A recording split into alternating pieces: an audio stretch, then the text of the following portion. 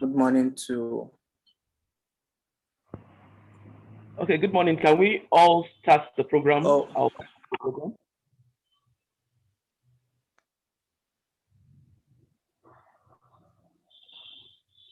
Engineer Kadri, please, so we can start. All right. Good morning, everybody. We are welcome to this e-learning online teaching, and we'll be starting the program with the reciting the second stanza of the national anthem. All of us will go ahead in our different places and recite the second stanza of the national anthem as the opening prayer. Please let's all unmute and go ahead. O God of creation, direct our noble cause and lead. guide us help our youth in love and honesty to do, and live in just and true. Great lofty heights attain, to build a nation where peace and justice reign.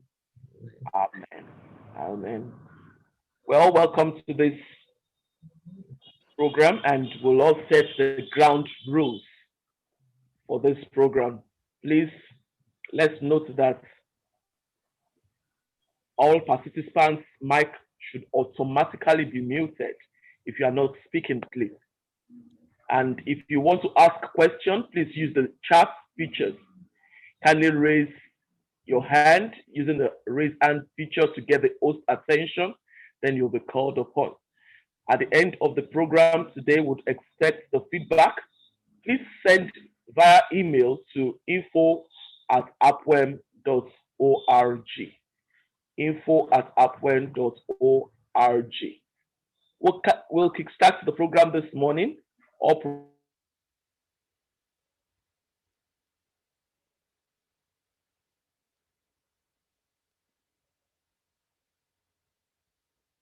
protocols observed. We sorry for that interruption. The host of this event is the president of the Association of Professional Women Engineers of Nigeria, Engineer Fumi Ojelade, FNSC, and the first female engineering seat in Nigeria. The 6 founding members of APWEN. Our guest speaker, Dr. Ibilola Amao, FNSC, Principal Consultant of Lonadek Incorporation. Our past presidents of our great association, APWEN and the NSC, National Executives of APWEN, elders of APWEN, and fellows of Nigerian Society of Engineers. We also want to acknowledge the presence of the chapter chairman of APWEN, the branch and division chairman of the Nigerian Society of Engineers, members of our great association, APWEN, the young engineers and the colleagues, gentlemen and ladies of the press. We want to thank everyone for finding time to attend this great learning, and we do hope you have a good time even in today's meeting. Right away, we'll go on to the welcome address by the president of the APWEN, in person of Engineer Funlola Ojelade, FNSC. Over to you, Ma. Thank you very much. Okay. Good morning, everyone.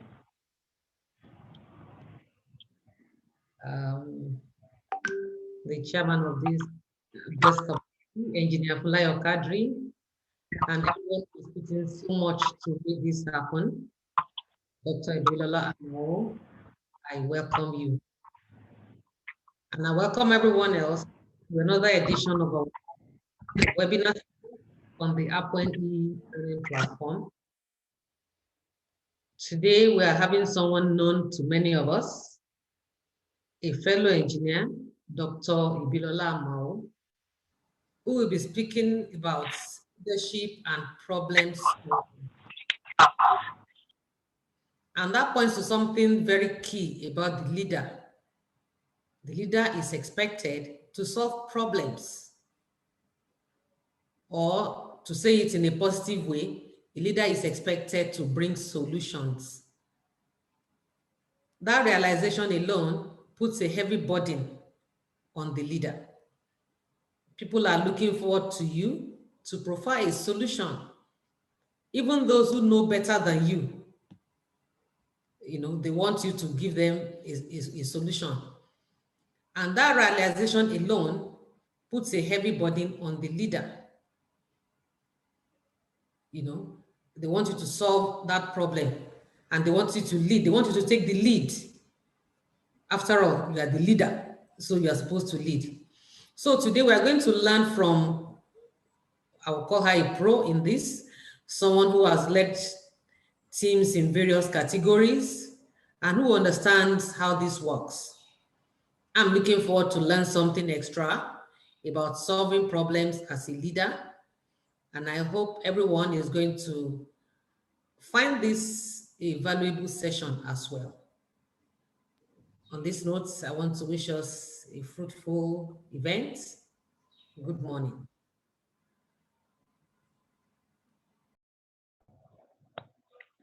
Thank you very much, my president, Engineer Funlola Ojelade, FNSC. Right on, we move to the profile of the guest speaker that will be read this morning by Engineer Amina Umar Mohammed. Engineer Amina Mohammed, please go ahead and read the profile of the guest speaker. Thank you very much, Ma. The profile of Engineer Dr. Ibilola Amao will go thus. Dr. Ibilola Amao is the principal consultant of Lonadek Global Services. Lonadek is a multi-award-winning, woman-owned, ISO 9001-2015 engineering, technology, and information management company. Lonadek aligns people, technology, engineering solutions, and services to create value for the society. The company partners technology proprietors to deliver exceptional in-person, virtual, and remote services. They also domesticate, domicile, and democratize technology for exceptional performance in STEM-focused industry. Their human capital development initiative and continuing professional development, CPD, empower locals to deliver world-class services. Since establishment in 1991, Lonadek has trained 5,000 engineers and empowered over 100,000 STEM talents, while increasing gender diversity in STEM program from 10% to 42%. Dr. Ibilola is a fellow of the Institute of Directors, Energy Institute UK, and the Nigerian Society of Engineers. She sits on the board of the Energy Institute UK APWEN and is on the panel of judges for the Royal Academy of Engineering UK African Prize. Dr. Ibilola is a co-founder of the Women in Energy Network, APWEN, a council member of We Connect International Nigeria, and a Commonwealth Business Women's Network member. Dr. Ibilola FNSC is a We Connect 2021 Rise to the Challenge Energy Sector Awardee, a 2020 C3E International Energy Women of Distinction Awardee, Forbes Rising Star 2019, and a Vital Voice VV100 Fellow, an International Women Entrepreneurial Challenge Awardee, and a 2016 Energy Institute champion. She is a VV Grow, a VV100, a GAP 2017, a GAP 2017 Fellow, and a We Connect International Certified Member. Engineer Ibilola pays it forward for national development and socio-economic transformation. Dr. Ibilola Amao, FNSC, Ma, we are glad to have you here. You can have the floor, Ma. Thank you. Good morning. fellow female engineers and participants, I'd like to recognize and say a big thank you to Engineer Fumi Ojelade, the president, for inviting me. I want to say a big thank you to Engineer Ronke Oguntashe and Engineer Dr. Funlayo Kadiri, and a big thank you to Remy Hamid, who was on my case to make sure I delivered on my promise. So thank you so much for having me. I'm looking forward to having a conversation around leadership and solving problems. So even though I'll be making a presentation, I hope that we'll be putting a lot of posts in the chat box and there'll be question and answers so that we can have a very interactive session. I'm going to share my screen now.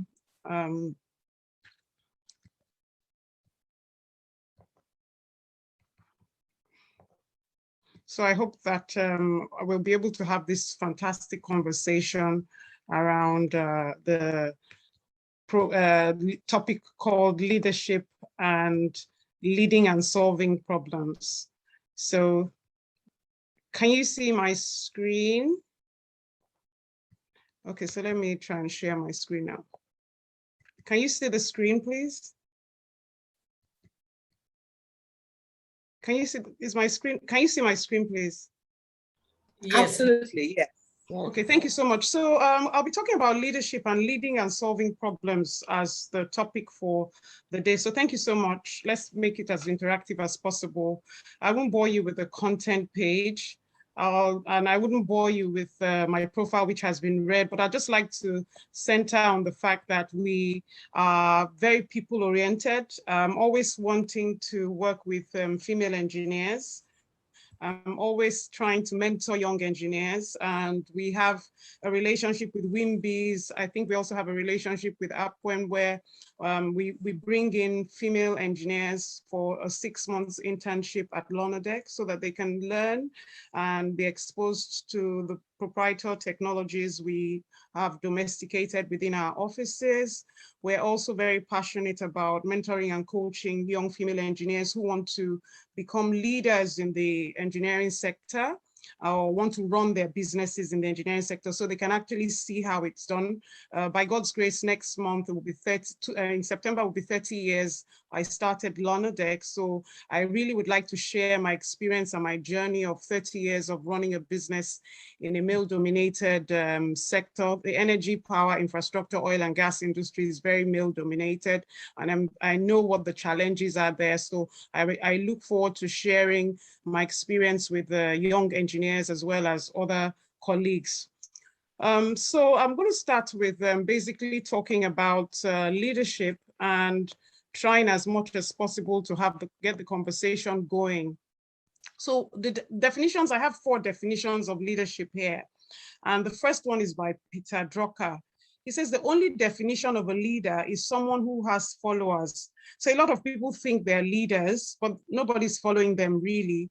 Maybe people are just taking instructions from them or pretending to follow them because of their title, but they don't really have what it takes to engage, fully engage constructively the people who are supposed to be following them. So I think followership means you are engaging people you have empowered and you are taking them on a journey to a destination that they willingly have signed up to.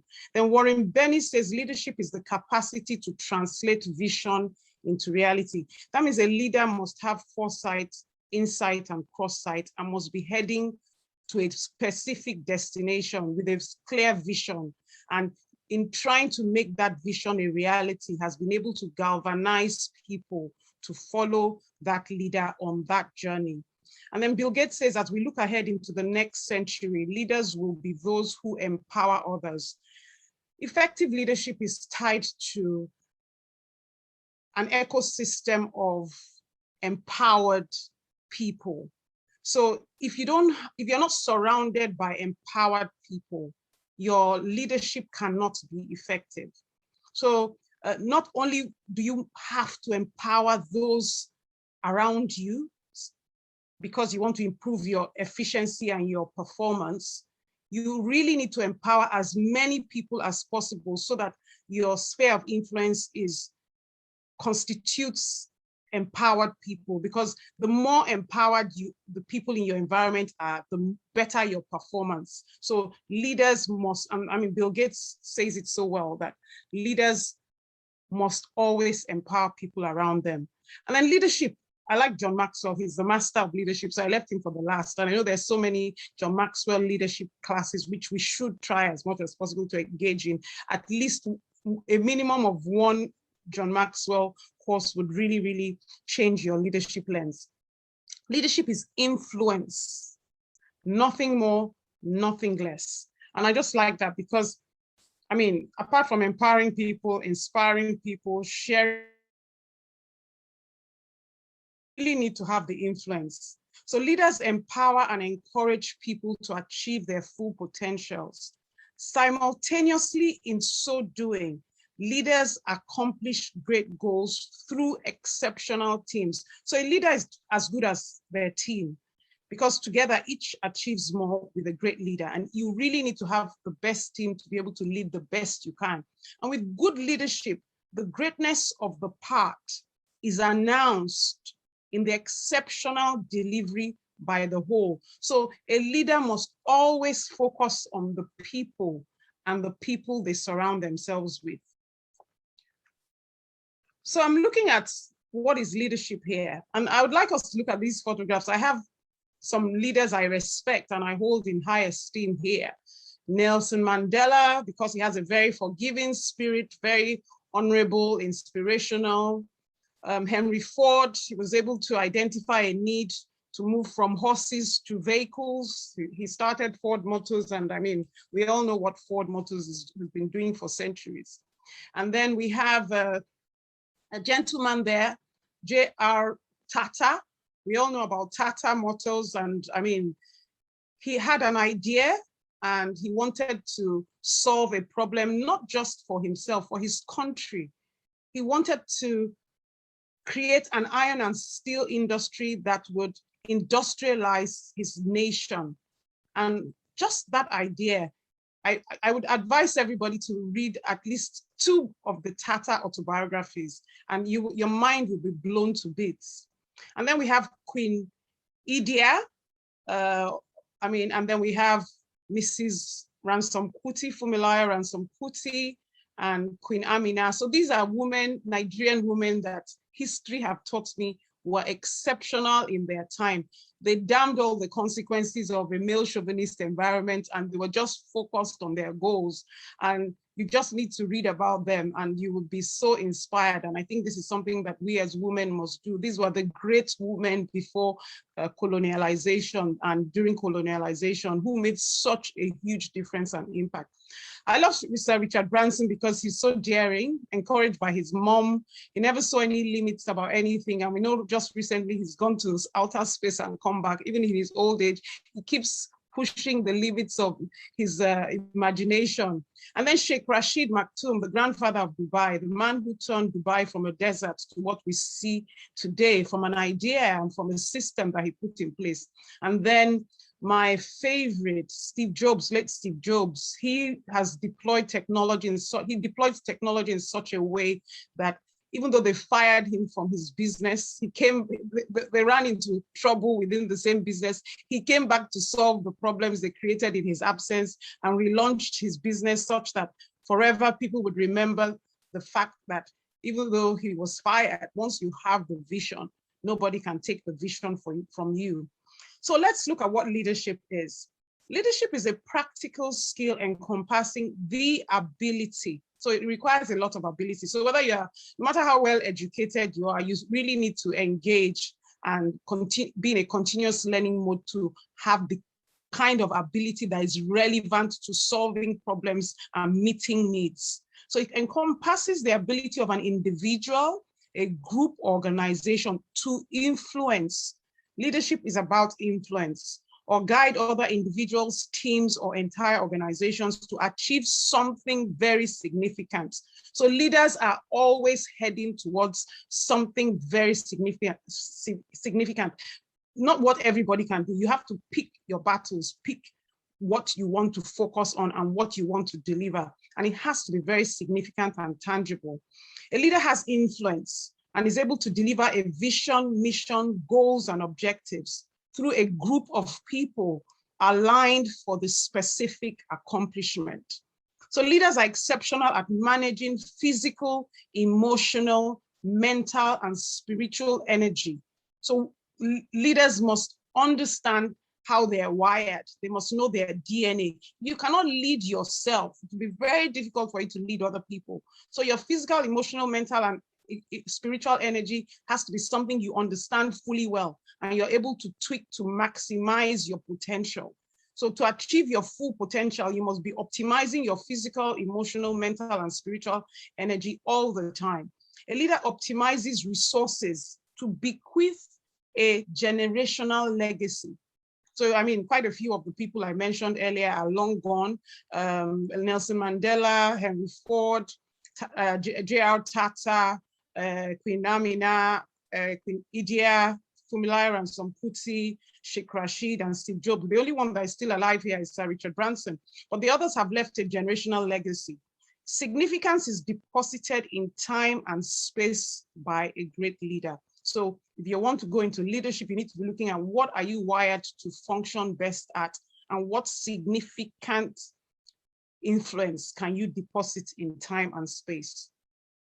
So elements of leadership, I put a compass there and time, a timepiece there, because leaders must continuously be guided by a compass and heading towards their true north. Now your true north is your destination, your goals, your objectives, your vision, your mission.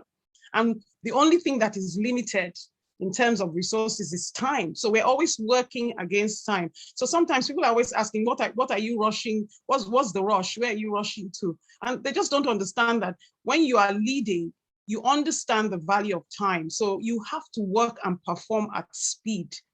That's the only way you can accomplish what you have in the limited time that we are bequeathed on earth. So leadership is a process of social influence, which maximizes the efforts of others towards the achievement of a goal.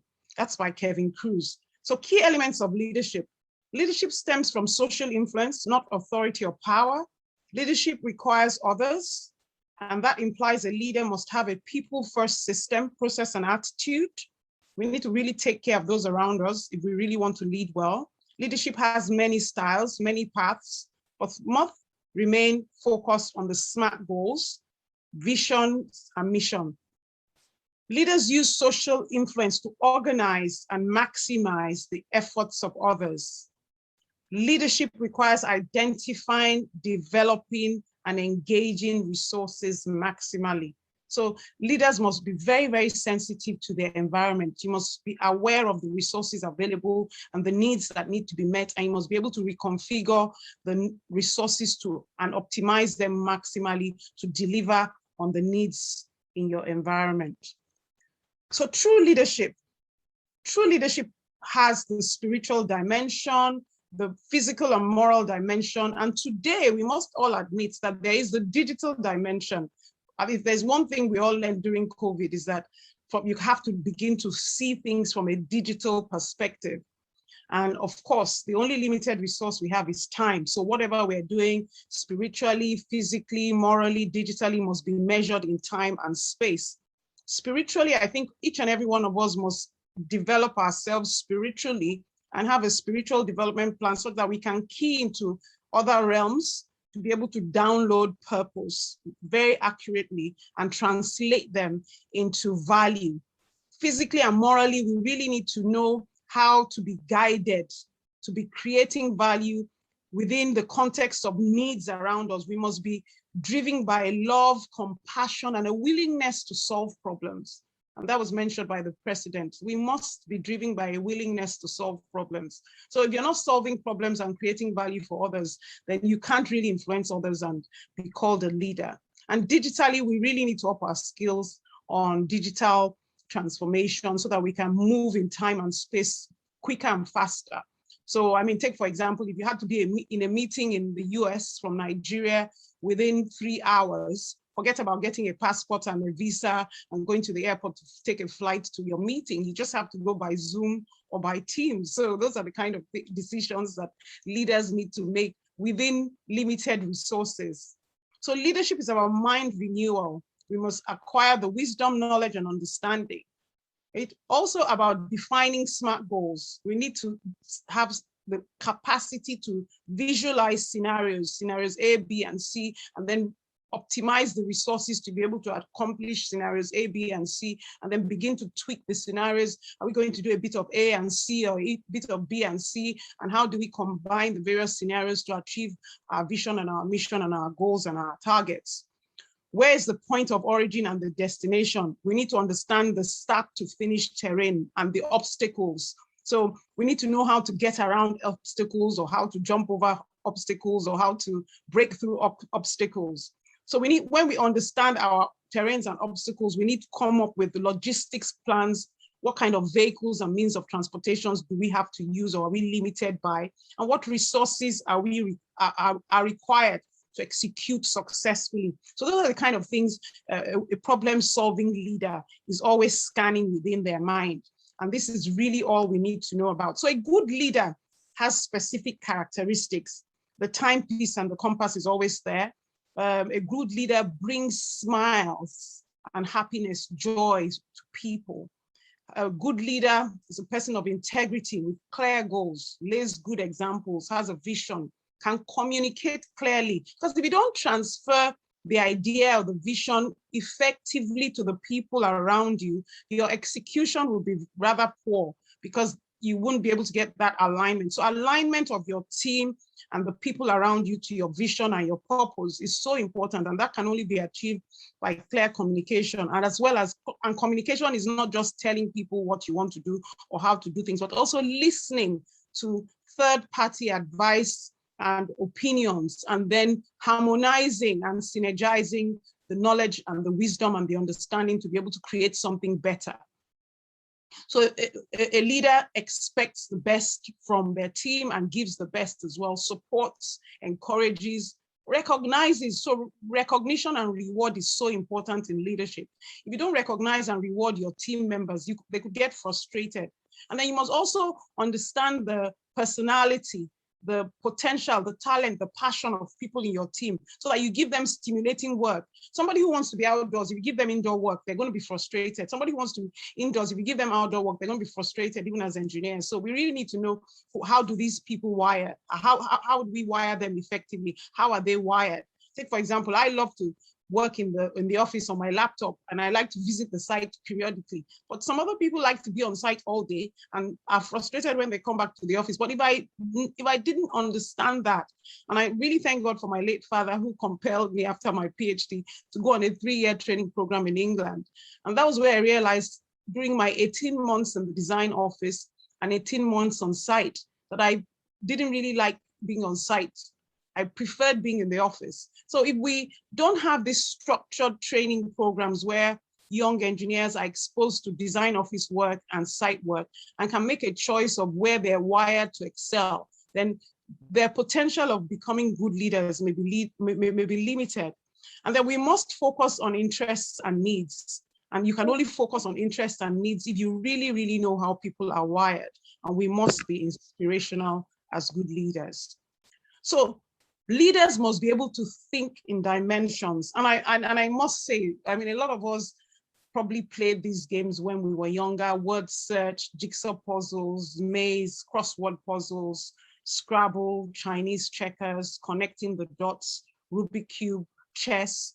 And we really didn't know what was going on. But these are foundational leadership development gains and tools that change your mindset about consistency, persistence, not giving up, looking for different ways of doing the same thing and trying to understand, learning, development, acquiring the knowledge and the understanding, and then continuous improvement by playing games over and over with different types of people. So thinking in dimensions is so critical for leadership. And we really, really need to help our children key into these games early enough. And even as adults, we need to learn to play games. I know in Nigeria, parents want their children to go to school and pass the exams and come out with the first class. And if they say they are playing games, whether it's basketball, football, table tennis, or lawn tennis, the parents will be saying, don't waste your time, don't waste time. But so these are where we develop the soft skills for leadership. This is where we develop team spirit. This is where we learn to lose and win. And a leader must know how to lose and understand the value of losing, because that is a lesson that says you're not as good as you can be. You can be better. There's somebody better than you. You can identify the gap and begin to close the gap. You can do more work. You can enhance your performance. So if you don't learn how to win and lose and play these games and engage in extracurricular activity, your thinking in dimensions will be limited. So leadership is also about extracurricular activities, playing games, engaging with your colleagues and team members outside work to understand their drivers and what makes them perform and enhance their performance so that you can have better teams. So this is so important. Thinking in dimensions is about also networking, learning from newspapers, reading, finding out what's going on online, following the breaking news, having Google alerts, spending quality time with your family and friends. So there's so many dimensions to leadership. So we must get engaged with not just our family, our friends, our colleagues, our business partners. We must also absorb information from wherever. We need to know what social media handles we're on, where we're getting information from, what newspapers we're reading, what journals we're reading. And it's all about absorbing and soaking in information, and then understanding how the information affects needs that you have perceived or needs that you have cited, so that you can begin to see how you can prefer solutions. So leaders must always be able to absorb information. When you see a problem, don't just say or post a problem on the WhatsApp group and be circulating problems. You must take a step back and say, this problem, how does my education, my experience, my expertise, my exposure, my network, my knowledge, how does it affect this problem I see? So, I mean, there's so many problems in Nigeria, and there's so many problems we see all over the world. The question is, how are we applying who we are, especially as engineers, to become value creators, problem solvers, people who see problems and say, I can prefer solutions to this problem. I see scenario A, B, and C, and so on and so forth as a solution to this problem. I can connect with this friend or colleague or family member, and we can work on this problem and take it to a point whereby we need to hand it over to the next set of people and hand it over. Why don't we hand over solutions, preliminary solutions, intermediate solutions, advanced solutions? Why are we not passing on solutions along the line? Why are we just sending WhatsApp messages of problems all over the place? We really, really need to begin to think as engineers. Engineers are problem solvers, value creators. Let's take these problems one chunk at a time and find the right teams, the right groups, come together, brainstorm, and strategize about how we can convert issues, problems, and challenges into solutions, projects, initiatives, and make our community better, our families better, and even our lives better. Right, so thinking in dimensions. I have to bring a bit of scripture here, because when I was a child, my late father and my mom allowed me plant. And I mean, one of the first biology or science problems we had to solve in primary school was we had to plant beans and corn. And the first thing I learned, I had to put it in cotton wool and put some water on top of it. And then, I mean, of course, in the morning, in the night, in the afternoon, you keep looking at your bean seed and your corn seed, and you're wondering what's going to happen. By day 3, the bean seed has already showed up, and then you're wondering what's happening to the corn. Maybe by day 5, the corn seed starts showing up as a plant.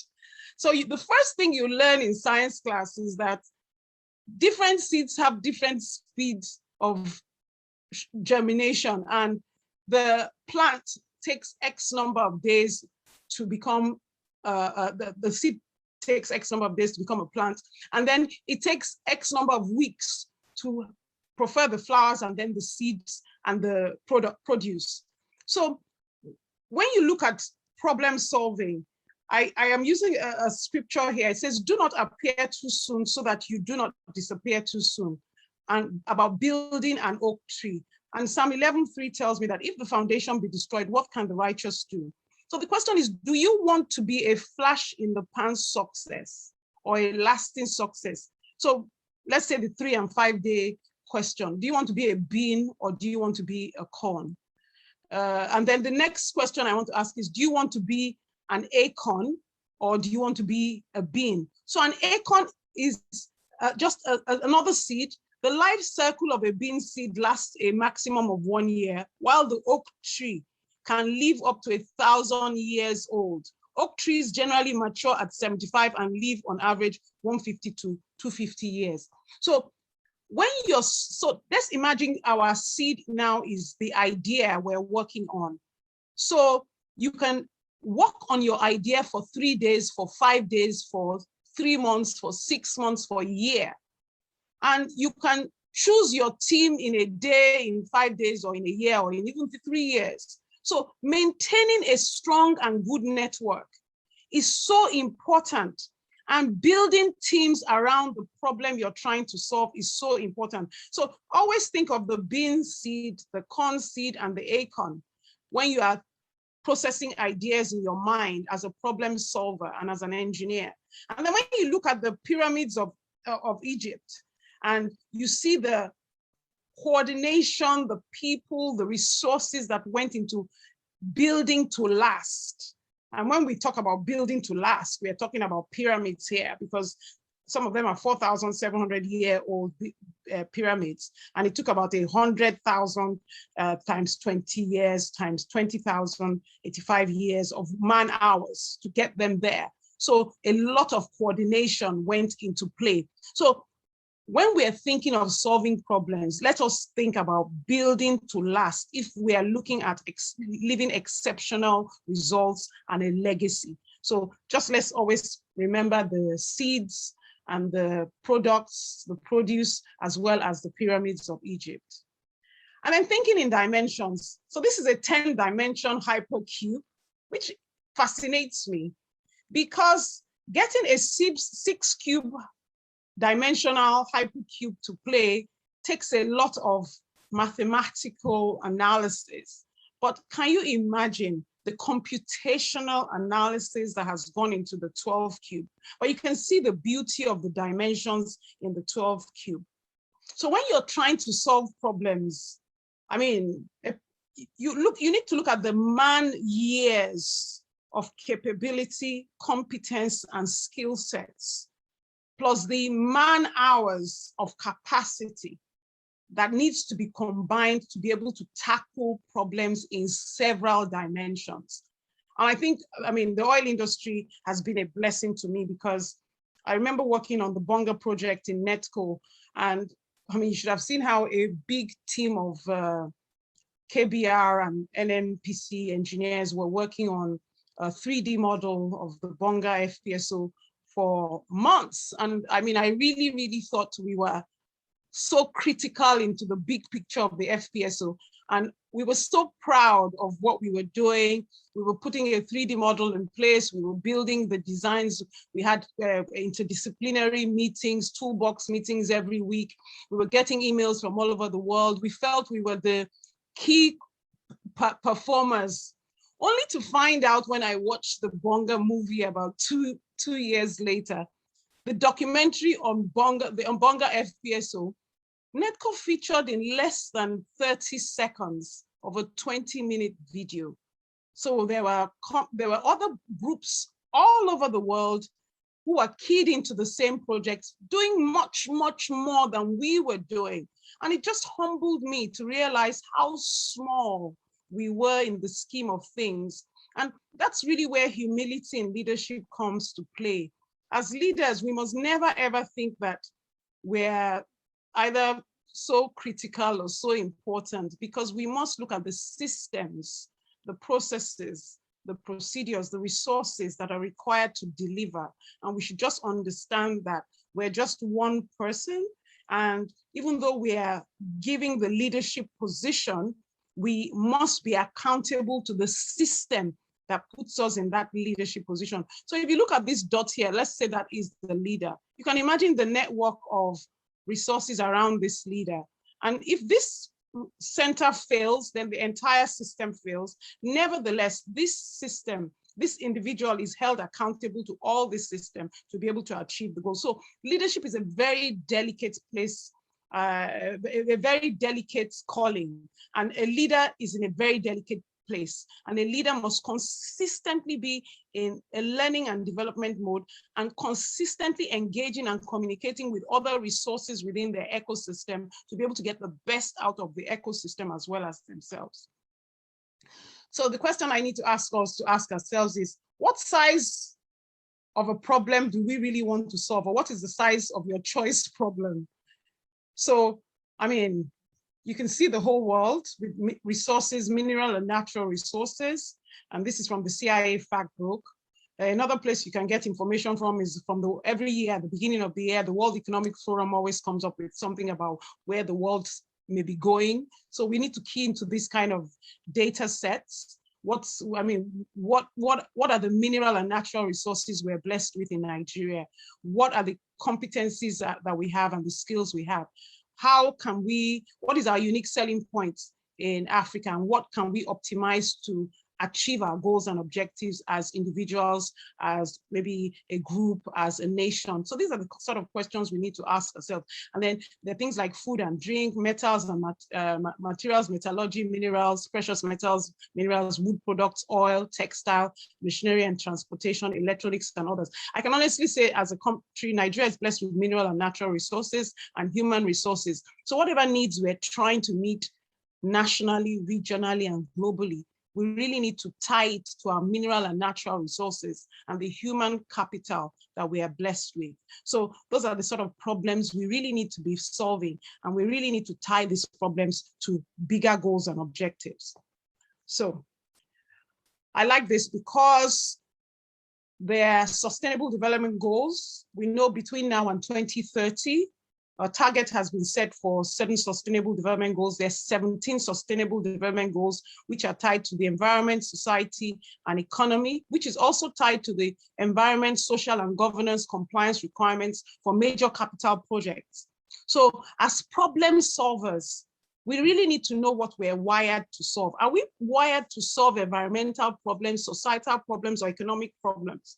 And how do this key into the sustainable development goals? And what resources do we need to bring together to be able to address things like responsible consumption and production, climate action, life below water, life on land? 17 is partnership for the goal. So whatever we're doing has to be in partnership and collaboration in groups and teams.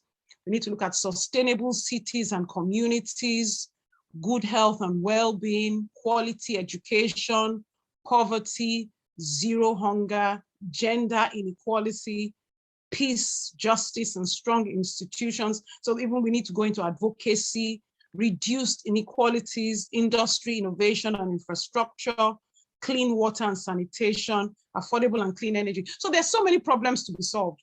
And like my grandmother used to say, she always says that the air or the sky is big enough for different types of birds and different numbers of birds to fly. So please, we shouldn't be competing with anybody. We should be competing with ourselves. So I mean, there's so much to be done. There's so many dimensions to problems that could be solved. So are you looking at the 6-dimensional or the 12-dimensional? What kind of problem? So everybody has a space within the time frame they have on this earth. So we just really, really need to key into what exactly is our purpose. And that brings me back to spirituality. For me, it's in the place of intercession and the place of connecting with God that I continuously get clarity about my purpose. So I'm not running anybody's race. I'm very focused on the race that God has created me and wired me to solve. And I'm not in competition with anybody. I'm so happy in my little space doing my little thing because I'm very focused on the fact that God has bequeathed me with potential, talent, and purpose. And I need to be fully engaged, deploying those resources to the best that I can. And let's go back to John Maxwell. John Maxwell always says that if you don't deposit everything within you within your lifetime, then you end up in a graveyard with potential. And I think one thing we need to wake up and think about every day is the fact that the potential that God has bequeathed us with, we really need to dissipate it and fully utilize it in our lifetime. And we need to have the right ecosystem and the right people around us so we can fully dissipate that which God has blessed us with, and to address problems such as the environmental problems, societal problems, and economic problems. Sorry. So I'm looking at continuous learning and development. Continuous learning and development is so important if we are to be great leaders. So we must build our capacity, capability, competence, and skills daily, weekly, monthly, quarterly, and annually. So at the beginning of the year, I mean, the World Economic Forum normally has this big meeting in Davos. And I mean, of course, by the time they make their pronouncements, I'm sure you can find one or two that resonate with your being and say, okay, this is an area where I would like to lead in my community, in my nation, in my region, or in the world. And then that gives you some goals and objectives you can set. And then you can begin to look for the kind of teams and the people who are aligned with you so you can work with them. Sustainable development goals are is another area where you can, we just looked at that. There are areas where you can key into, is it 1, 2, 3? You have to pick one of the 16 sustainable development goals. And then 17, look for the partnerships that you need to solve those problems. From news, I mean, daily we get news, I mean, breaking news. We shouldn't get carried away with fake news, but there's always breaking news and news on a daily basis. So, I mean, we can't say we don't have something that we want to influence as leaders. So everybody can be a leader. Everybody can be influencing something tangible because we're divinely wired and empowered to lead in something special. That's why each and every one of us is a unique being. So no need running somebody else's race, just focus on your own race. I have Google Alerts, so on a daily basis, I mean, depending on what catches my fancy, I tie it to whatever I'm doing that is aligned with my goals and objectives, and I'm enriched by it. I'm very active on LinkedIn and Twitter. Some people are active on Facebook and Instagram, so you really need to find out what works for you. And I'm very much involved in online learning. At least every quarter, I sign up for some online course just to learn, and then to be in the right ecosystem with people from different parts of the world who are learning in different areas and share different knowledge. So it just broadens my thinking. And I think this is so important. Then sometimes I apply for scholarships, awards, fellowships, and grants, not because I want to win, but because I want to learn. The process of applying for scholarships, awards, fellowships, and grants in itself is a leadership development process. So at least twice a year, I apply for a scholarship, an award, or a fellowship, or a grant, simply because I want to fill a few forms and do some research and gain some new knowledge. If I win, fine. If I don't win, I've learned something. I've improved my process. I've improved my vision and my mission. My goals and objectives are clearer. I know where I'm going. So I would encourage people to apply for scholarships, awards, fellowships, and grants as a matter of discipline, as opposed to a matter of wanting to get an award or a fellowship or a grant. It's just one of those things that keeps you on your toes. So conversion. So for me, I never see lemons. I always see lemonade. And we have to have a conversion mindset. A lot of people see problems, but as engineers, we're supposed to see solutions, because that's why we're wired as maths, physics, chemistry, biology, information technology students. So for me, it's a no-brainer. I mean, I know some people are intimidated by problems, but I honestly think that if we all went through maths, physics, chemistry, biology, information technology classes, we shouldn't be in that space at all. But as a leader, on a daily basis, we must continuously convert our lemons into lemonade. And then this is the same thing. This is like a fishbone analysis. We must always convert our problems into solutions. And that requires that we look at our problems from the lens of our culture, our needs analysis. So, I mean, we're wired differently.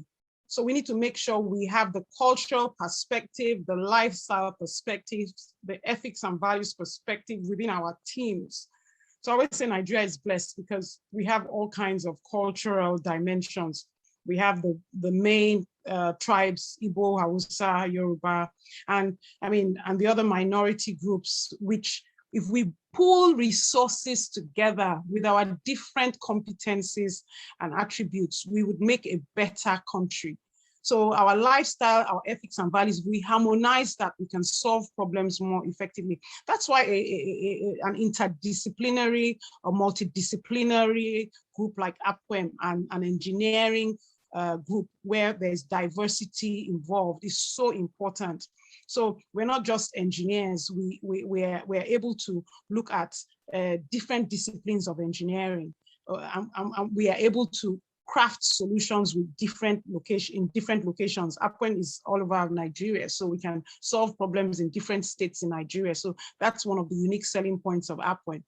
Safety and security and sustainability and needs analysis, these are very key. In Nigeria, safety and security is an issue. Engineers can bring technology, robotics, drones. We can solve the safety and security problem if we really want to. That could be a problem. Sustainability, sustainable development goals, and provided we embark on the needs analysis, we will be able to apply the different levels in the fishbone analysis.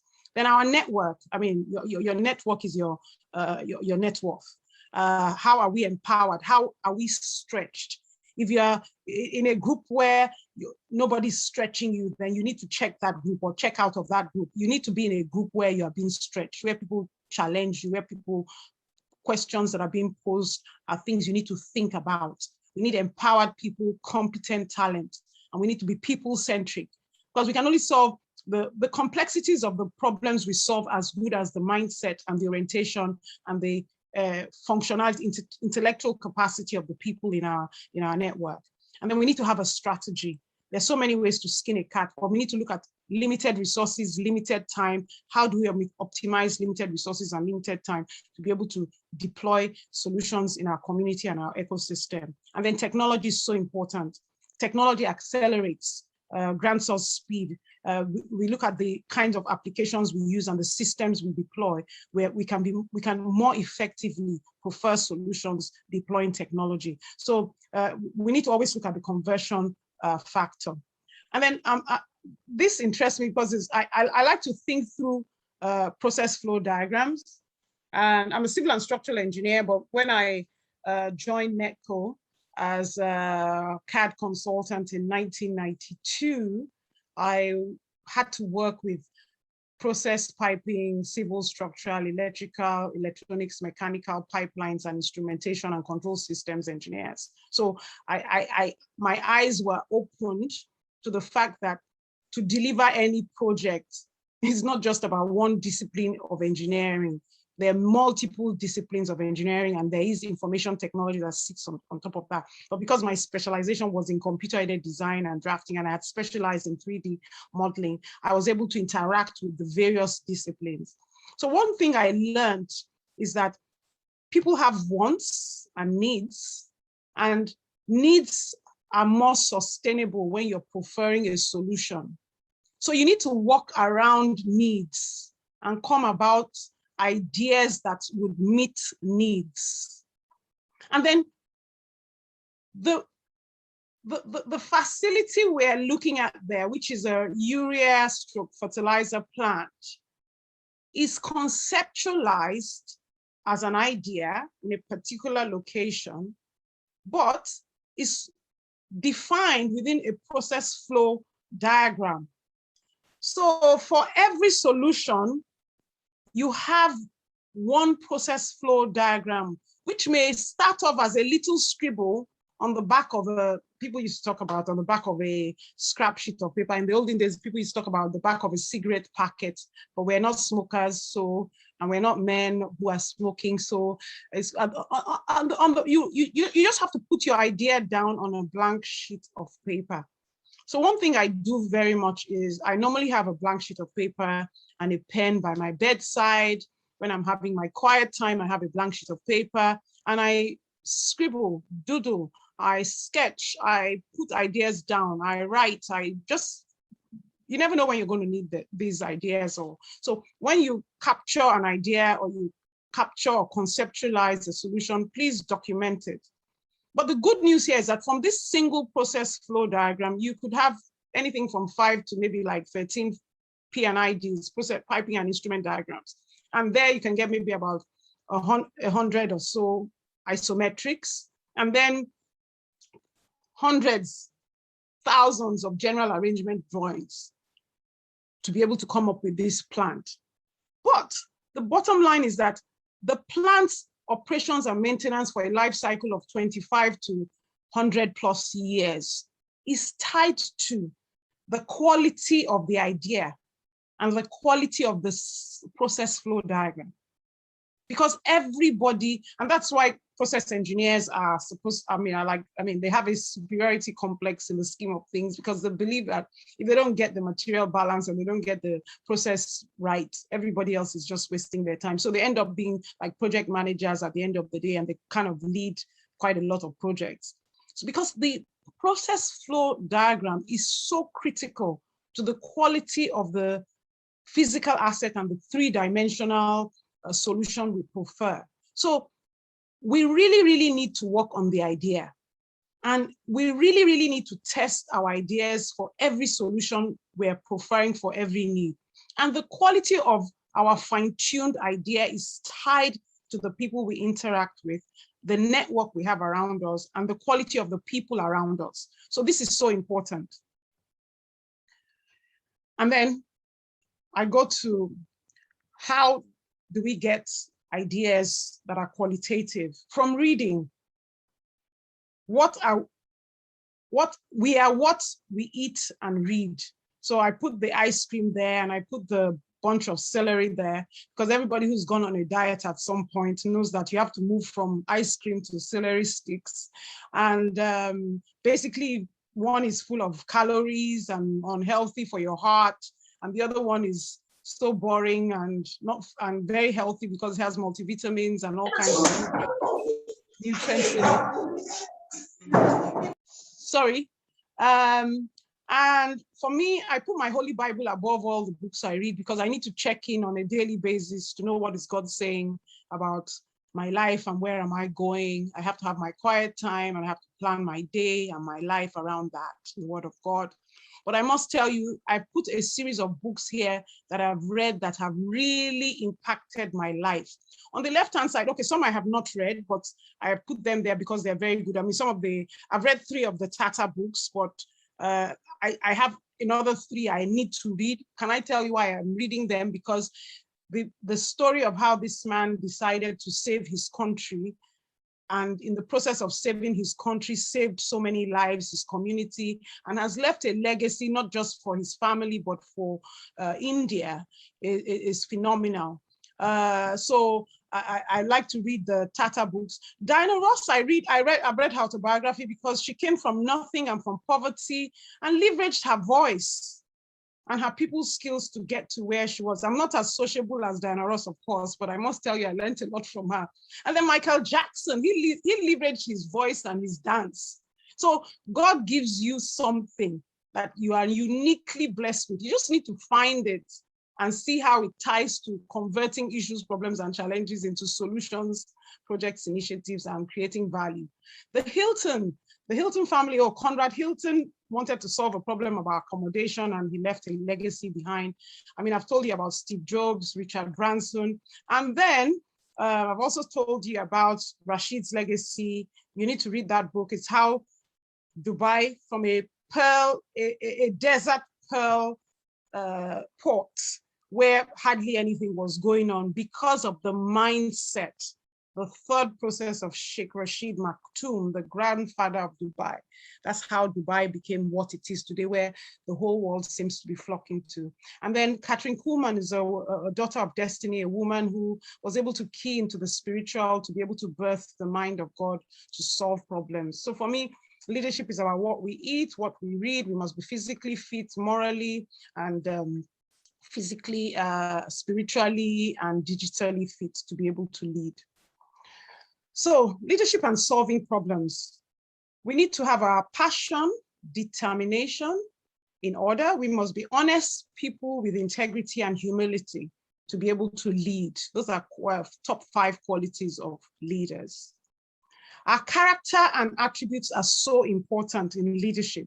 Responsibility, principles, purpose, and values. That's so important. The kind of solutions we prefer in solving problems is tied to our character and our attributes. So we must consistently fine-tune our character and our attributes to be able to lead effectively and solve problems, prefer impactful solutions. Fundamentals, we must key into our potential, technical or non-technical, our talent, our education, our experience, our expertise, and our exposure. And we must continuously upskill and upgrade. And then our information management and optimization skills is so critical, because if you want to lead people, you must be a good listener. You must be able to take on board other ideas. You must be willing to accept that you are not always right, or there are superior ideas to your ideas. So you must be able to test your ideas, and you must be able to appreciate superior ideas. But through listening, we must be good communicators. We must be able to appreciate people who are better than us. I always talk about my role model, my mentor, engineer Dr. Mrs. Olatokunbo Shomolu, who I reached out to when I got back from England many years ago. She adopted me, and she was the person who introduced me to the oil and gas industry. And today I am who I am thanks to her. My late father wanted me to be a highway engineer and sent me to go and talk to Julius Berger, Dantatan Saway, and Gomez, and I just wasn't interested in outdoor work. So when Dr. Shomolu told me there was a company in NMPC Netco that just acquired computers and probably needed my skills in computer design and drafting to be able to deploy those computers on the Chevron Escravos gas project, I found myself in Netco for 6 months, an initial 6 months contract, which ended up going on for 10 years and 10 months. So I'm forever grateful to engineer Dr. Olatokunbo Shomolu. So as a female engineer, that's why I'm very passionate about collaborating, mentoring, and coaching other female engineers. That is why we bring in 2 female engineers as interns in Lonadek every year, because I would like to bequeath the same hand of fellowship that engineer Dr. Mrs. Olatokunbo Shomolu bequeathed to me to other engineers, female engineers. If she hadn't supported me, I wouldn't be here telling this story today. So we must be, as leaders, focused on strategic planning. Our strategy must be beyond a year, 2, 3, 5, 10, 15, 20, 50, 100 plus years. These are the kind of leaders that leave legacies. They strategize long range, long term. So a 20, 50, 100-year leader is totally different from a 2, 3, 5-year leader. So we must have conceptualized ideas that outlive us. Just like Tata, you need to read the autobiography of J.R.D. Tata. And leaders must be very committed that even beyond their life, their legacy must live on. So we need to understand the mountains of influence, because for you to lead, you must decide what mountain do you want to take on, or which mountains do you want to take on. So there's the mountain of media, there's the mountain of education, there's the mountain of government, there's the mountain of arts and entertainment, the mountain of family, mountain of religion, and mountain of business. So we really, really need to know where are our potentials, talents, and passion wired to. As engineers, there's engineering in media, education, government, arts and entertainment, even the family, religion, and business. I mean, everything has engineering in it. So we need to look at whether you're a piping process, civil structural, electrical, electronics, control systems, pipelines, mechanical, whatever type of information technologies, what type of engineer you are on the hardware, on the software, on the application side, whatever type of engineer you are on, you need to look at which mountain you are on and which ones you want to lead on, and where is your sphere of influence. Because if you don't have a sphere of influence, you cannot really say you're solving any problem, and you cannot really say you are a leader. So I think it's so important for us to look at what areas are we wired to excel in and focus on these areas. Right. In conclusion, I'm rounding up now. When I saw these photographs, I said, oh my, where are the engineers in Nigeria? Where are we? What are we doing how can we change this narrative? So I know we all remember about a week or two Fridays ago, we had, I think it was previous Friday, where there was flooding in Lagos. And I mean, a lot of people were frustrated. Some were caught in traffic for hours and everything. And I think this is just a failure of our leadership as engineers. And it's not just women, us women in APWEN. Of course, we need to get our male colleagues involved in this problem. I think by next year, we shouldn't have this kind of problems, because this is the perfect problem that I think engineers should be solving in Nigeria. And it has so many dimensions.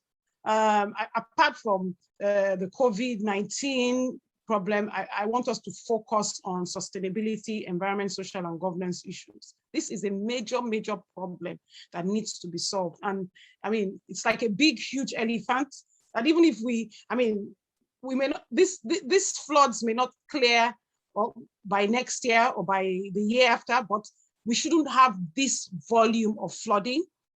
We should be able to say that by next year, we're going to reduce the flooding, the water depth to minimal, and within 2 hours of rainfall, the drainage has taken and dispersed and dissipated the excess water from the waterways. So we need to set like a SMART goal and begin to look at how do we solve whichever problem we want to solve. This is a huge, huge, huge problem. I just thought I should put it out there because this really bothered me as an engineer. And I thought, wow, what the hydraulics, the drainage, the construction, the waterways, there's so many dimensions to this problem that we really need to look at. So the quality of followers greatly influence leadership standards, and leaders need to be held accountable by the followership and other leaders. So first and foremost, advocacy is required. We need to ask APC and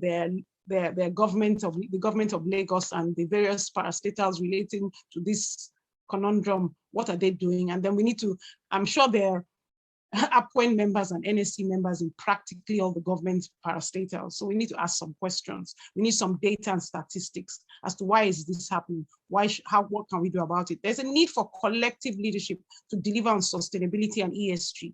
And the capacity of a group of leaders to deliver their contribution to a joint purpose collaboratively while putting high priority on the common good, like flooding, and a balance between the needs of people, profit, and planet is key if we're supposed to benchmark ourselves against what leadership and leaders do, good leaders do. So in conclusion, I'm going to end up by saying, what challenge can APWEN solve?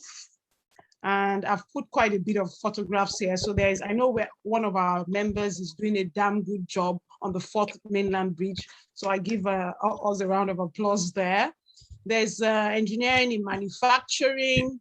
There's engineering in refining and petrochemicals. There's Dangote refinery in the Lekki Free Trade Zone. How much are we doing and what are we doing there? There's the flooding. There's the issue of power and energy insufficiency in Nigeria. There's the issue of rail and road and waterway transportation. And there's the issue of food and sustainability. So there's such a huge opportunity for us as APWEN members to take whichever bite-sized problems we want to solve. But I think we're equipped. We have the education, the empowerment, the exposure, the experience, the expertise. As female engineers, we can collaborate with our male counterparts in NSC because we are members of NSC as well. And we can begin to build the right teams and begin to solve the right problems and leave a legacy behind that APWEN took on this particular problem and was able to provide solutions. So on this note, I'd like to say thank you so much for listening to me. And I look forward to having an interactive session so that we can share knowledge amongst ourselves and come up with some tangible things we would like to do together. Thank you so, so much for the opportunity. Thank you very much, our guest speaker today, Dr. Ibilola Amao, FNSC. We thank you so much for that wonderful presentation. Thank you for your time, the time to prepare and to present. We really appreciate you taking us through leadership and solving problems.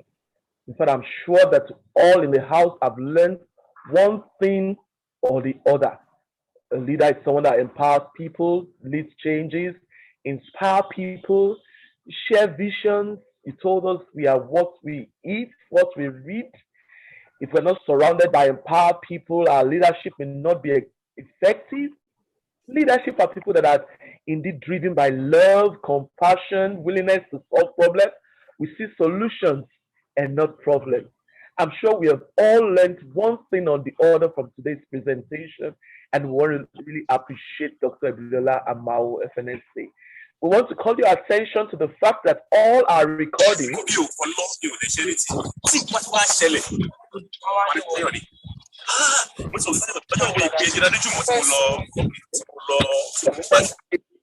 TV for all the recording sections.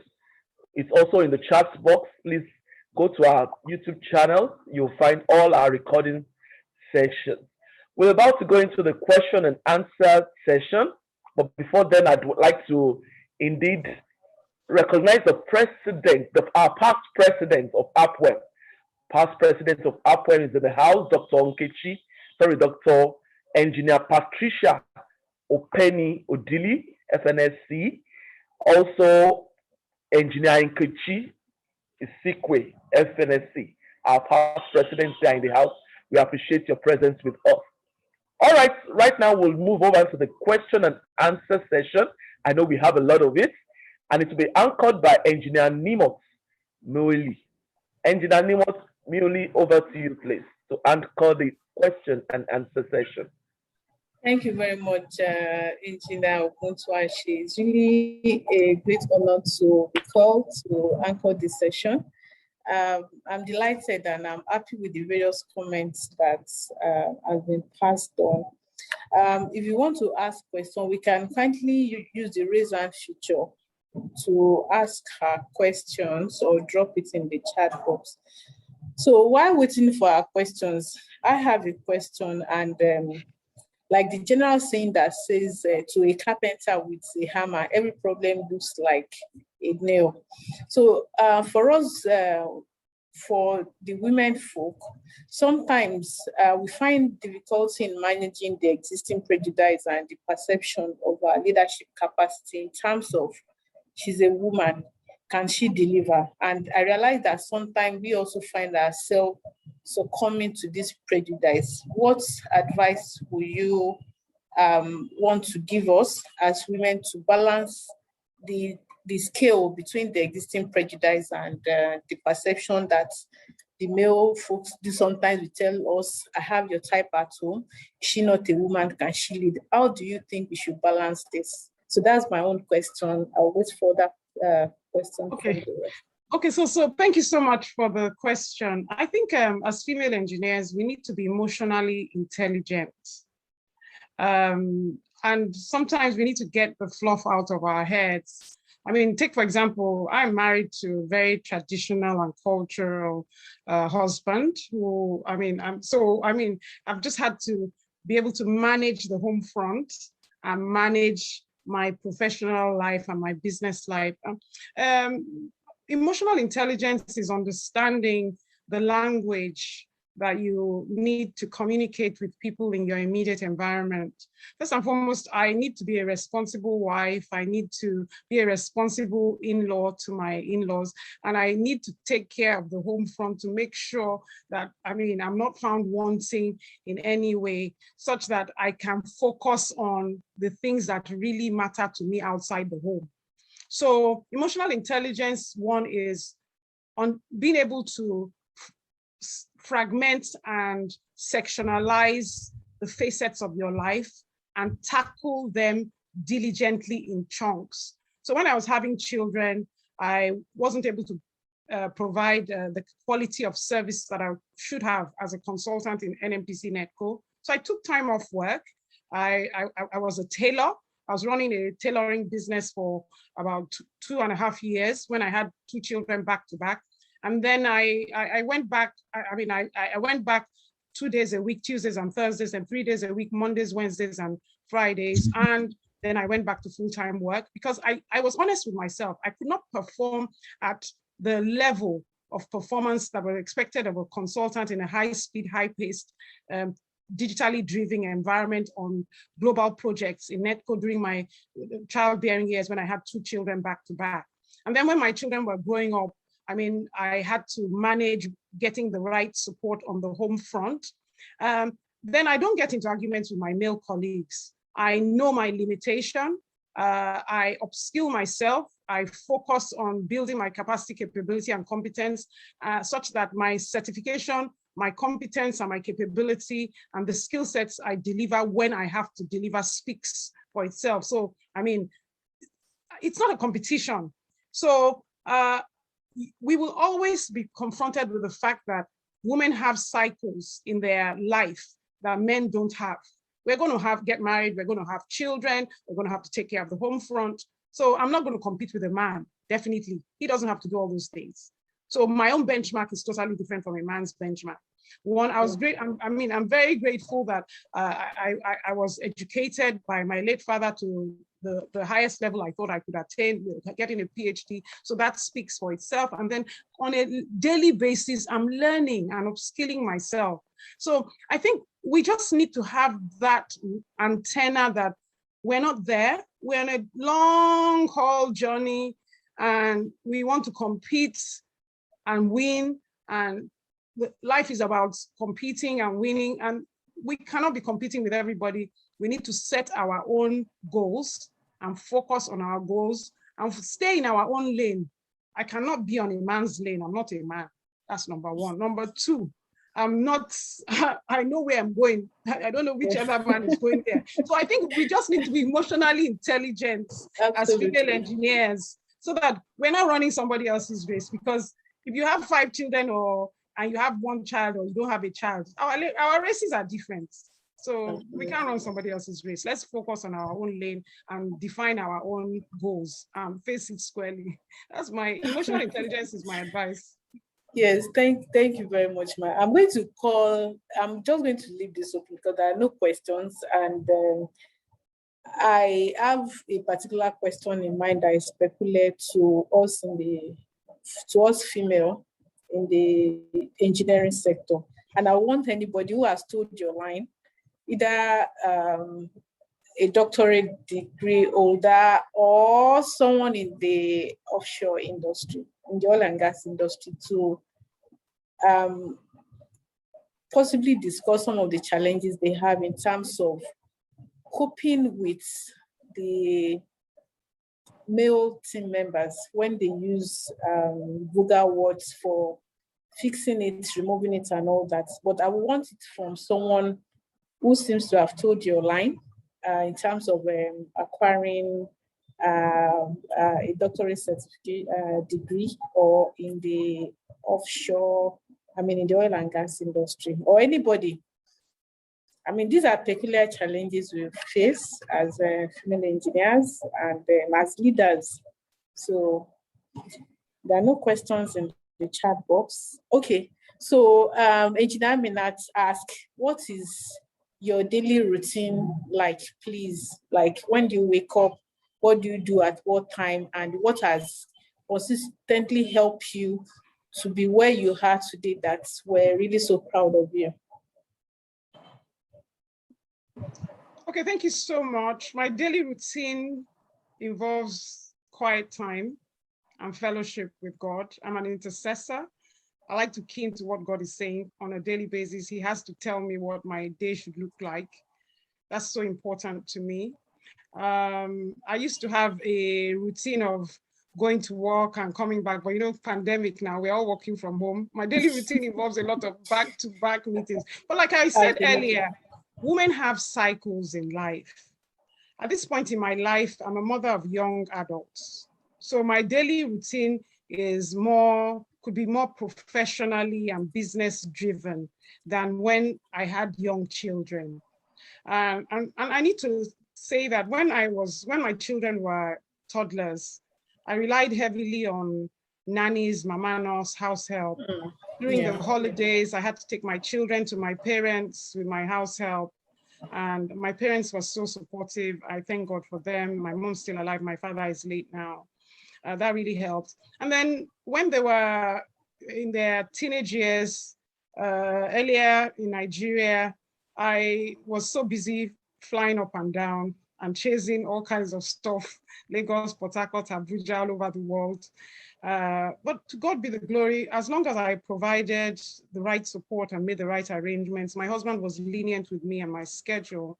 And then when the children grew older and went to boarding school in England, I made a conscious effort because a friend advised me about the importance of nurturing children abroad. I made a conscious effort to be at the gate of their school, to pick them up during half term and spend time with them during the half term. We used to stay in the Hilton Hotel.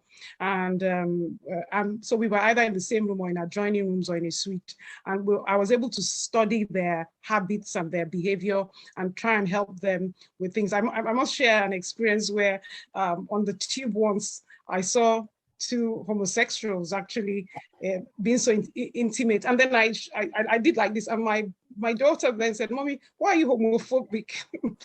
You know, so I just kind of gave her a nudge and kept quiet. You experienced the cultural change, the cultural shock. When we got to the hotel room, I now gave her a good talking to. I said, "What kind of rubbish and nonsense is that?" Do you understand? So, you know, so all these things.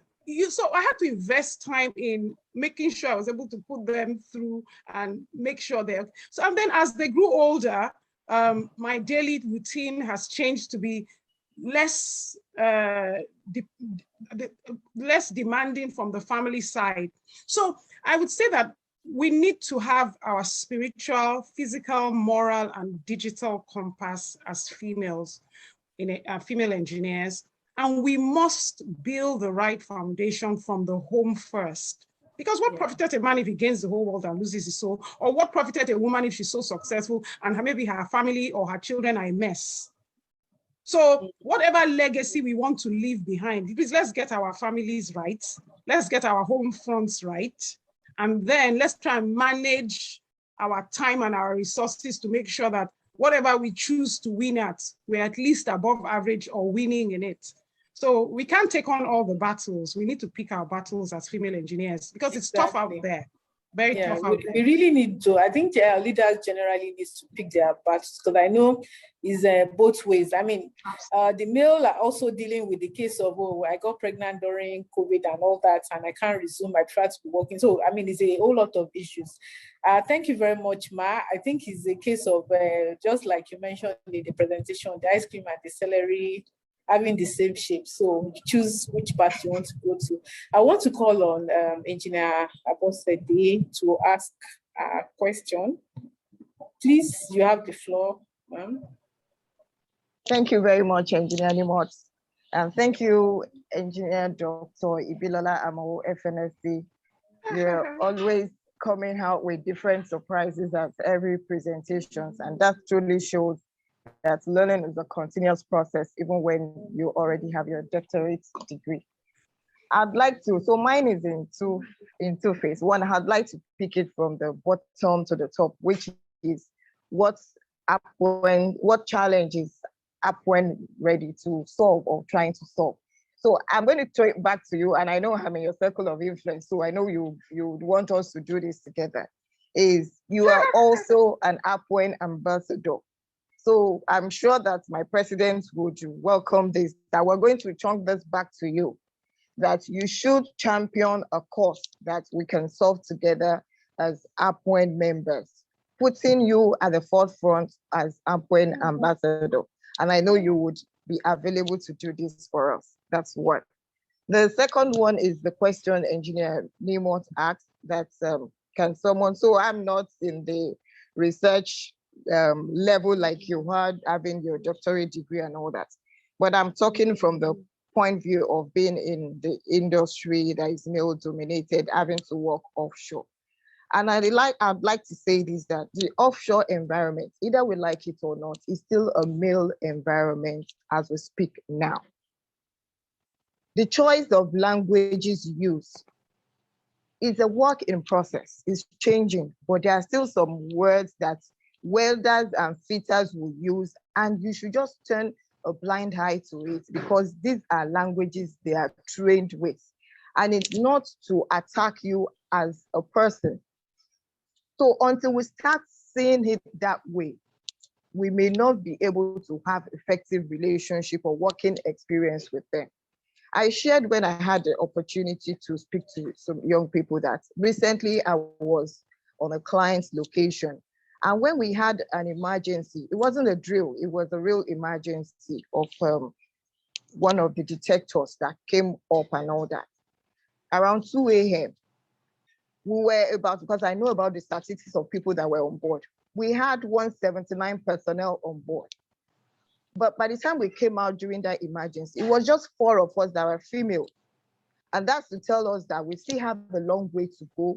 We should not pay attention to distractions such as those things, but we should just keep putting our best foot forward anywhere we have the opportunity to do that. So on offshore areas, whenever you have issues, there are processes and ways of reporting them. We shouldn't take it personally, but report it once it's reported in the right process. Actions and right actions will be taken. So that should not deter us as a female in trying to own our space in the offshore environment. Thank you. All right, thank you, Okay, Engineer Bose. Let me allow Dr. to respond. Thank you, my dear friend Bose. Thank you so much. We're very much together. For me, emotional intelligence is so important for female engineers. And then offshore, there's definitely a herd mentality. So how do you overcome a herd mentality? You don't confront the herd. You take on the individual who is leading the herd. So one lesson I learned very early in my career on site in England, I worked on site as an assistant resident engineer on the Batley-Beck flood alleviation scheme in Batley while I was training as an engineer with Baptiste and Morton Consulting Engineers in Wakefield, Westgate. As an assistant resident engineer, a Black woman in a village in Batley where they had never seen a Black person, they probably thought I was the tea girl who just managed to scramble herself to the business to come and be serving tea or coffee there. So, you know, so what you really need to do is when all of them are making noise and more or less terrorizing you, that's not the time to take them on. Just study all of them making the noise and get the leader that is the noisemaker. Then target that leader. In his saner moments, when he's on his own, can I have a word with you, please?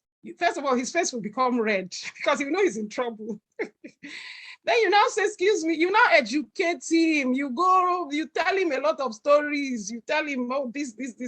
Then you now come back and say, I didn't find what you did funny at all. And I think it's very disrespectful and offensive. So please make sure it doesn't repeat itself. And that's it. He will never try that again. And he'll pass the message on to all his followers that they shouldn't try you next time.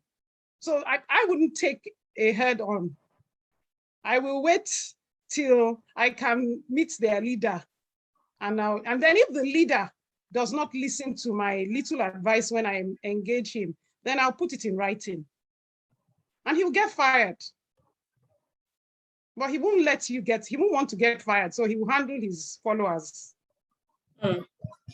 All right, thank you very much, Ma. Maybe at another forum or in our various, but I think we should make this a general one to discuss work ethics, because I know various organizations have their human resources roles. Like for us in Europe, we have Overcode that covers all various social work ethics and all that. But you realize that I think most times these laws are being violated. I don't know, maybe it's particular to engineering industry alone, but I think we should take it as a topic on how we deal with harassment and ensure that we act within the confines of the work environment.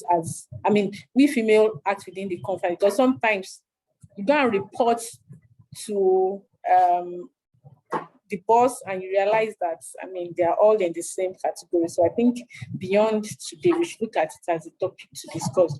There is a question in the chat box from Engineer Adenike Adebola. She said, I think that's coming from what you said about people, planet, and profits. That's about sustainability, I mean, which I am also passionate about.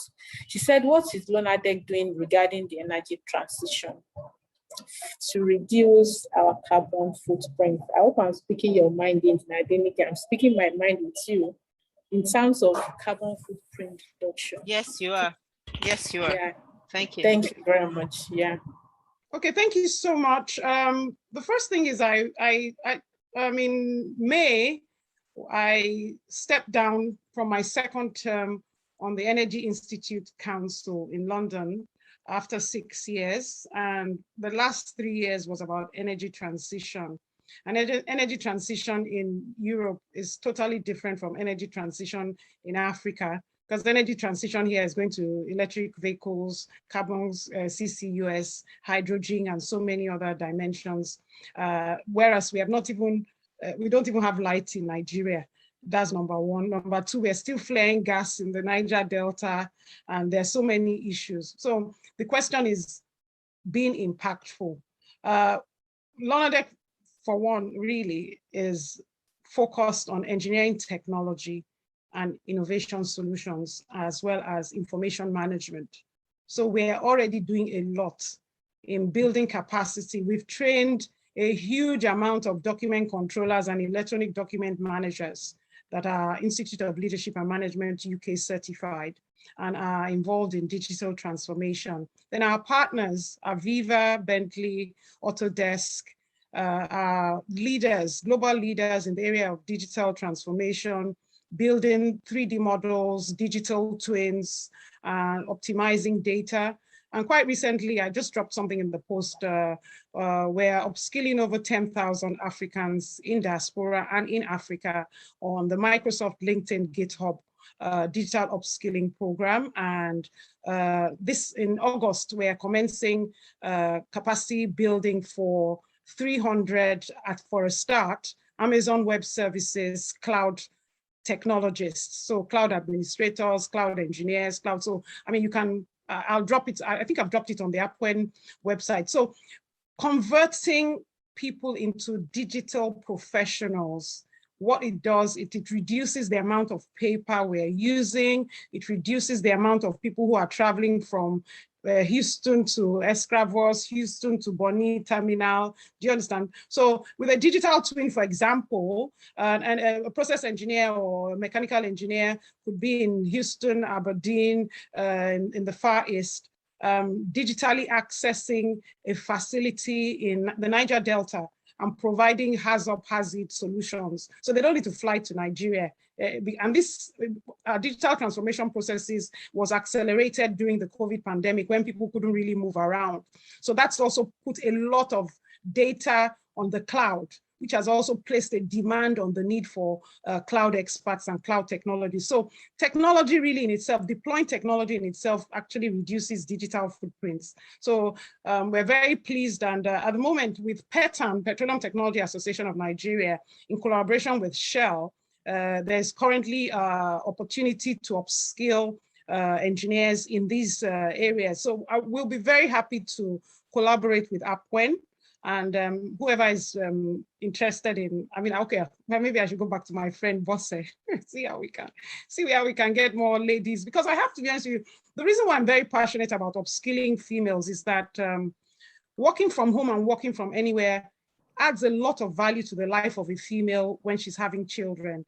With the bandwidth availability today. In my own days when I was having children, working from home and working from anywhere was impossible. That's why I became a tailor. I was selling ready-made clothes.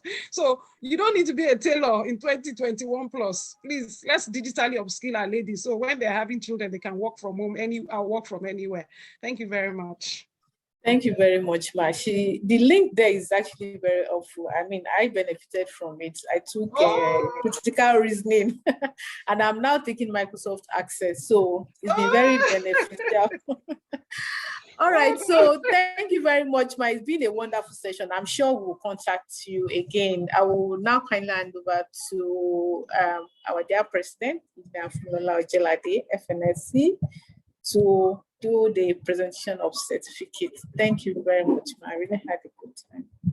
over to you, Ma, our digital president. Thank you, Engineer Nimot. Engineer Shegun, can you please? Yeah, thank you very much. Do you have a, yeah, that's great. And I hope you like this, Dr. Ibilola Amao. These are honor code certificates. Thank you so much. Thank you. And we give it to those we value a lot. It's presented to you, Dr. Ibilola Amao, for an excellent presentation on leadership and problem solving. A webinar offered by APWEN, an online learning initiative of the Association of Professional Women Engineers. This is for you. Before you say your thank you, I want to say I actually also benefited and appreciated the paper that you gave. And the part that interested me most was in thinking in dimensions and playing games. You know, I used to play a lot of chess, but all those Rubik cubes were very difficult for me, and I always gave up easily, you know. But when I compare that to what I had to do when I was trying to get a master's at Harvard, that is, you continue to dwell on the same problem, just dwell on it continuously and look at it from different dimensions. And somewhere right there, you just find the answer. You know, it might take you a number of days and you'll be like, wow, what was I doing all this while? So I thought if I could have dwelt a little more on those Rubik games, those Rubik block games, maybe I would have found Harvard a little more easier than I did. So thank you so much for your presentation.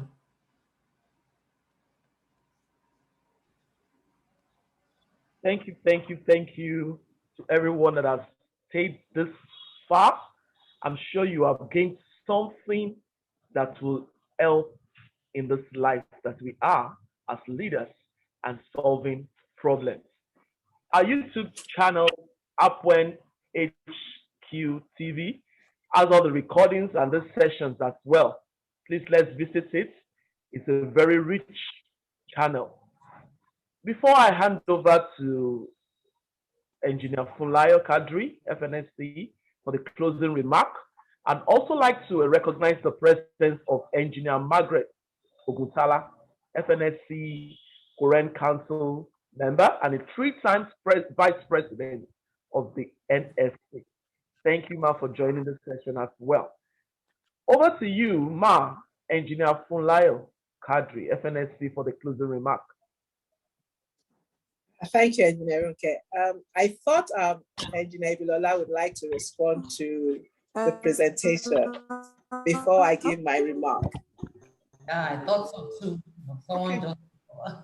Okay, I want to say a big thank you to all my female colleagues in APWEN. I would like to reassure all the female colleagues that I'm very, very passionate about capacity, capability, and competence development. I'm forever grateful to my mentor, Engineer Olatokunbo Shomolu, and I would continuously want to mentor younger people, share knowledge, and do whatever it takes to make life a lot better for us female engineers. As a mother of 3 young adults, I know what it means to persevere in a very corrupt, male-dominated oil and gas sector, where I'd have to work through advocacy, partnerships, and collaboration to keep the business going without paying bribe and basically forging partnerships to be able to sustain the growth of the business. So it's been a painful journey, but looking back, I say I thank God for giving us the staying power. And I'd like to encourage people that you don't need to pay bribe and you don't need to cut corners or be frustrated by male domination. Through deep spiritual engagement, prayers, and partnerships, collaboration, and advocacy, you can actually make something out of nothing. And I am very much available to support APWEN in whichever way I can. I look forward to supporting the young engineers, and I look forward to collaboration in any way possible. So thank you so much for the honor of allowing me present at this event. And I'm very, very grateful to all the female engineers on the journey with me. God bless you all. Thank you so much. Wonderful. Our distinguished presenter, engineer Ibilola Amao, who also is, we share the same alma mater, Queen Mary University, London. I believe that I speak on behalf of APWEN and everyone present in this webinar, that we are truly grateful for your super excellent presentation. In particular is the call you have reminded us to desire to solve problems in our spheres of influence, to also learn to win and lose as a means of growth through play. The value is something which I cannot quantify of this meeting. We're supposed to be value creators. You talked about humility and always learning. I can't forget that you have also said that technology accelerates any interventions that we provide. And we need to work around needs. Now, these are just reminders. I'm thanking you for reminding us of all these things. And I must thank my BESCOM members for they work tirelessly to make sure that we could have a seamless meeting because there's often so many problems. I want to also appreciate our sponsors and not the least our president, Engineer Fumilola Ojelade, for continued visioning and being our digital president, which has made this platform possible.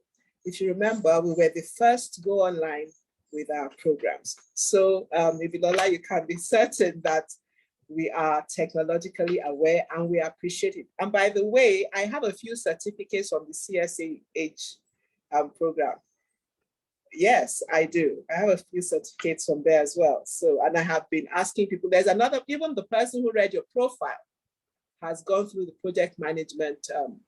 Yes, so we have passed the word and people are joining it. So, and I thank you because you have said that you cooperate with us. We will be speaking with you after this because we do have some projects that are bigger than us, but not bigger than us. Do you understand? So I want to thank you and I want to thank everyone, our past presidents, our Erelu as well. I want to thank everyone who has been in this webinar. And I say, take something away with you and let's make sure that we are leaders of influence and we will solve problems. God bless you. Have a wonderful weekend. Thank you. Thank you very much.